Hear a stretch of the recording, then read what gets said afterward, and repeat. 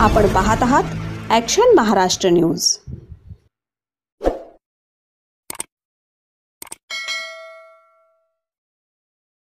ये ऐतिहासिक स्थल को बहुत ही महत्वपूर्ण धन्यवाद आपको कि आप सबको पता भी है कि पूना एक ऐतिहासिक धरती भी है और पूना इसलिए भी ऐतिहासिक है, यहाँ पर पूना पैक्ट हुआ बाबा साहब डॉक्टर अम्बेडकर और गांधी के बीच में। और दूसरी बात हमारे लिए पवित्र स्थान इसलिए भी है कि महात्मा फुले की हिस्ट्री पूरी यहीं से पुणे से है। और तीसरी हमारे लिए एक गौरवशाली क्षण ये भी है कि मानर श्री कांशीराम साहब ने बहुजन समाज पार्टी का आगाज़ और वामसप का जो आगाज़ है पुणे से ही किया था। तो इस तमाम मायनों में पूना जो है बहुजन समाज पार्टी के लिए अहम मायने रखता है। और इसी को ध्यान में रखते हुए आदरणीय बहन जी ने इस इलेक्शन में कहा कि हम पुणे की सरजमी पर इस बार हम आना चाहते हैं, वहाँ पर चुनावी जनसभा को संबोधित करना चाहते हैं। और आपको मालूम है कि यहाँ पे कई सारी सीटों पर बहुजन समाज पार्टी पूरी ताकत के साथ में चुनाव लड़ भी रही है। और बड़गांव शरीफ जो ये विधानसभा है, जहाँ पे ग्राउंड है, जहाँ पे अगला जेल भी है, बट इस बड़गांव शरीफ में ही हमारे जो प्रदेश के प्रभारी हैं चलवादी जी, वो चुनाव लड़ रहे हैं और पूरी ताकत के साथ लड़ रहे हैं। और ये पहला ऐसा अवसर है जहाँ पर एक सामान्य सीट पर हमने एक अपने भाई को, अपने दलित समाज के भाई को टिकट दिया है और हमें पूरी संभावनाएं नज़र आ रही हैं उनके जीतने की भी। और इनकी जो बात है उसे जीत में कन्वर्ट करने के लिए भी आदरणीय बहन जी यहाँ पे सवाल लेने के लिए आ रहे हैं। जैसे कि उत्तर प्रदेश में पर आया हूँ तो लोगों की डिमांड रही कि आदरणीय बहन जी को देखना चाहते हैं, तो उनकी इस डिमांड को और लोगों की उत्सुकता को जान करके माननीय बहन जी को बताया गया था। हमारे बहन जी पुणे के लोगों ने आपको बहुत दिनों से नहीं देखा है, तो इसलिए वो चाहते हैं कि एक बार आप उनके बीच में आएँ और वो आपको देखना चाहते हैं। नर्मदा प्रसाद अहिरवार, केंद्रीय कोऑर्डिनेटर प्रभारी महाराष्ट्र।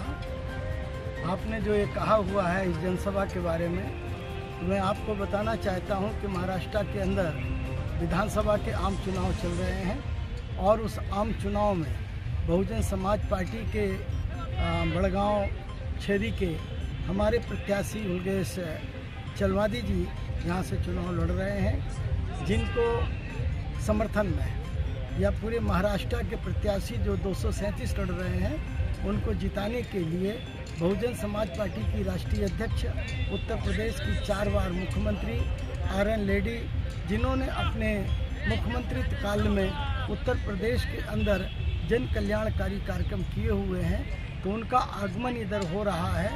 तो इस अवसर पर 17 तारीख को इस ग्राउंड के अंदर 1 इंच भी जगह नहीं बचेगी, इतनी बड़ी तादाद में लोग सुनने के लिए आने वाले हैं। इस चुनाव के जो प्रमुख मुद्दे क्या हो सकते हैं, आपको क्या लगता है कि जैसे पिछले लोकसभा चुनाव में कहा गया था कि संविधान बचाने के लिए कांग्रेस भी आगे आई थी और बीजेपी भी कह रही थी कि हम संविधान के सच्चे अनुयायी हैं, हम संविधान को बचाने के लिए यहाँ पर कार्य कर रहे हैं। और कांग्रेस ने यहाँ पर वोट का मामला थोड़ा सा आगे लिया था, उनकी तरफ खींचा था।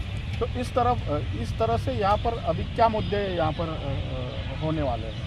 इस संदर्भ में आपको बताना चाहता हूँ कि जो लोकसभा के चुनाव में कांग्रेस ने या बीजेपी ने या उनके गठबंधन ने इस देश के नागरिकों को जितना मूर्ख बनाने का काम किया या उनको धोखा देने का काम किया है, अगर उन लोग संविधान के सच्चे रक्षक होते तो अभी जो उपवर्गीकरण का 1 अगस्त को फैसला आया, तो उसके निश्चित रूप से जिस तरह माननीय बहन कुमारी मायावती जी ने इसका डटकर जो है कहना चाहिए कि इसकी मुखालफत किया कि बहुजन समाज पार्टी इस निर्णय से सहमत नहीं है, तो निश्चित रूप से कांग्रेस को भी ये करना चाहिए था, निश्चित रूप से जो है उनके गठबंधन के किसी दल को करना चाहिए था, लेकिन किसी ने की भी जबान नहीं खुली है।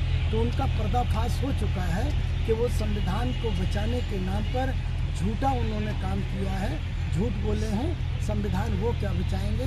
संविधान को बचाने का काम अगर कोई कर सकता है तो सिर्फ और सिर्फ बहुजन समाज पार्टी कर सकती है, जिसका प्रमाण ये है कि बहन जी ने 1 अगस्त को उनका फैसला आया, 4 अगस्त को ही माननीय बहन जी ने जो है अपना जो है ट्वीट किया, प्रेस कॉन्फ्रेंस लिया, और उसके बाद में जब ये जो सत्र चल रहा था वो तो 12 तारीख तक चल रहा था, बहन जी ने उसमें कहा था कि सत्र को खत्म होने के पहले इसको बिल्कुल लाया जाए संशोधन को, लेकिन नहीं लाया गया और 12 तारीख की जगह 9 तारीख को ही समाप्त कर दिया गया। जो सदन है स्थगित 9 तारीख को कर दिया गया। तो उसके बाद बहन जी ने तत्काल 10 तारीख को ही पुनः प्रेस कॉन्फ्रेंस लेकर और कांग्रेस के रुख को भी जानने की कहा कि भाई कांग्रेस अपना रुख प्रकट करे, दूसरे दल रुख प्रकट करें। और उसमें कांग्रेस के फिर राष्ट्रीय अध्यक्ष ने जो बोला वो तो बड़ा शर्मनाक बोला। उन्होंने बोला कि हम इसके बारे में अपने वकीलों से सलाह लेंगे और जो है साथ साथ क्या करेंगे, जो एनजीओ हैं एनजीओ से सलाह लेने के बाद अपना कोई विचार प्रकट करेंगे। ये मल्लिकार्जुन खड़गे जी ने बोला। तो अब आप समझ सकते हैं कि किसी दल का जब राष्ट्रीय अध्यक्ष इस तरह की बात कर रहा है तो टालम बटोल है कि नहीं है। कोई उनका स्पष्ट रुख नहीं है इस बारे में, ना इसके ऊपर उन्होंने कोई विरोध किया है। अगर इसका सारा का सारा विरोध या कहना चाहिए कि बहन जी ने जितना उसका संविधान को बचाने के लिए, क्योंकि इसके माध्यम से संविधान पूरी तरह से जो है निष्प्रभावी हो रहा है। कुमारी बहन जी मायावती यांचा त्या कार्यक्रमाच्या अनुषंगाने तुम्ही काय सांगा? तुमचे खूप खूप धन्यवाद साहेब. तुमच्या चॅनलच्या माध्यमातून आज आम्हाला ही चान्स मिळालेला आहे, संधी मिळालेली आहे. मी सांगू इच्छितो की परमादरणीय बहिणजी यांच्या नेतृत्वामध्ये, त्यांच्या मार्गदर्शनामध्ये या महाराष्ट्रामध्ये होऊ घातलेल्या निवडणुकामध्ये आम्ही 237 उमेदवार या रिंगणामध्ये उतरवलेले आहेत आणि संपूर्ण उमेदवार हे मोठ्या ताकदीनिशी या महाराष्ट्रामध्ये लढत आहेत. या पुण्याची ही पार्श्वभूमी राहिली आहे, ऐतिहासिक पार्श्वभूमी आहे की बाजूलाच येरवडा जेल आहे. ज्या येरवडा जेलमध्ये डॉक्टर बाबासाहेब आंबेडकरांनी 24 सप्टेंबर 1932ला इथे पुन्हा पॅक्ट झाला होता. त्या पुन्हा पॅक्टची एक ऐतिहासिक पार्श्वभूमी आहे. बाबासाहेबाला ते अभिप्रेत नव्हतं पण ते झालं होतं. तर त्या पुन्हा पॅक्टच्या माध्यमातून सोबतच महात्मा ज्योतिबाजी फुले जे बहुजन समाजाचे एक आयडॉल आहे, विचारवंत आहे, ज्यांचं विचार घेऊन आम्ही समोर चाललो आहे, ती यांची ही कर्मभूमी राहिलेली आहे.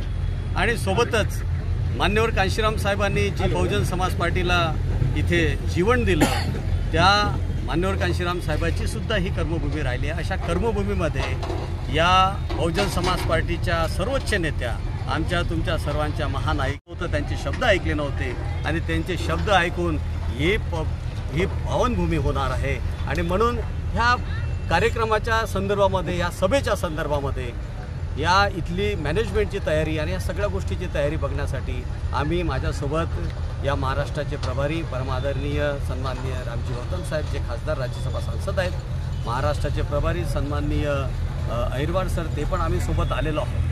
मी तुम्हाला सांगू इच्छितो की या पुणे शहरामध्ये जी वडगाव शेरी एक विधानसभा आहे, ज्या विधानसभेमध्ये ही 3 ऐतिहासिक गोष्टी घडलेल्या आहेत. बाबासाहेबांना फार मोठं नुकसान आणि बाबासाहेबांसोबत फार मोठं काटशे त्यावेळेस झालेलं आहे. त्या अपमानाचा बदला घेण्यासाठी डॉक्टर हुलगे चलवादी इथे उभे आहेत. मान्यवर कांशीराम साहेबांनी जी बहुजन समाज पार्टीची मुहूर्तमेढ, वामसेपची मुहूर्तमेढ ज्या भूमीतून केलेली आहे, त्या मान्यवर साहेबांच्या प्रयत्नाला यश लाभावं म्हणून डॉक्टर हुलगे चलवादी इथे उभे आहेत. आणि मला पूर्ण विश्वास आहे जे लोक बहिणजींना ऐकण्यासाठी इथे येणार आहे, फार मोठा जल्लोष होणार आहे. तुम्हाला सर्वांना माहीत आहे बहिणजी सारख्या नेत्या पूर्ण देशामध्ये पूर्ण विश्वामध्ये नाही आहे. आज त्यांच्यावर PhD होत आहेत, फार मोठ्या नेत्या आहेत आणि त्यांना बघण्यासाठी पूर्ण पुणेकरच नाही, पूर्ण महाराष्ट्रातली जनता, आमचे 237 उमेदवार त्या दिवशी इथे येणार आहे. आणि तुम्ही बघाल ज्या दिवशी बहिणजी येईल त्या दिवशी इथे उत्सव तुम्हाला दिसेल. कुठल्याच नेत्याच्या सभेला एवढी गर्दी जमत नाही तेवढी बहिणजीच्या सभेला लोक येतात आणि बहिणजीला ऐकतात. आणि म्हणून ह्या सगळ्या गोष्टीची तयारी करण्यासाठी आम्ही इथे आलेलो आहोत. महाराष्ट्रामध्ये 34 आहे आणि दोघं एक कसे आहेत बघा. 3 वर्षापूर्वी यांनी पुण्याचा रिंग रोड जो आहे तो 18,000 करोड रुपयाचा मंजूर केला. 3 वर्ष त्याला उशीर केला आणि 3 वर्ष उशीर झाल्यानंतर 3 वर्षात 20,000 करोड वाढवलेत. 38,000 करोड रुपयाचा रिंग रोड होतोय. म्हणजे हा जो रिंग रोडचा जो पैसा वाढवलेला आहे, शहानी फुले शाहू आंबेडकरांच्या विचारांच्या विरोधात गेल्या 10 वर्ष काम चालू केलेलं आहे आणि त्यांच्याकडनं ती काम सातत्याने चालू आहे. आता जे महात्मा फुलेंचा स्मारक होत आहे, महात्मा फुलेंच्या स्मारकाला आम्ही बहुजन समाज पार्टीच्या वतीनं इशारा देतोय. पुणे जिल्ह्यातल्या पवार पाटलांच्या सगळ्या राजकीय लोकांना जर त्या समारोपाला या पुणे जिल्ह्यातली महारमांग जर नसतील, आम्ही दुसऱ्याला कुणाला येऊ देणार नाही. तुम्ही ज्या महापुरुषांनी स्वतःचं आयुष्य जाळून इथल्या बहुजन समाजाला हक्क अधिकार मिळवून दिलेत, ते हक्क अधिकार गोड गोड बोलून पवार पाटील आमचं हित पाहून घ्यायला लागलेत. पवार साहेबांनी तर आमचं वजू वाटोळं केलं. लाल की दाखवत होतं, कधी निळं दाखवत होतं आणि म्हणायचं संविधान वाचवायचं, संविधान वाचवायचं. पवार साहेबांनी आरक्षण घालून टाकलं. आमची लोक एडपटावानी त्यांच्या मागे गेली. सत्य बातमीसाठी बघत रहा ॲक्शन महाराष्ट्र न्यूज.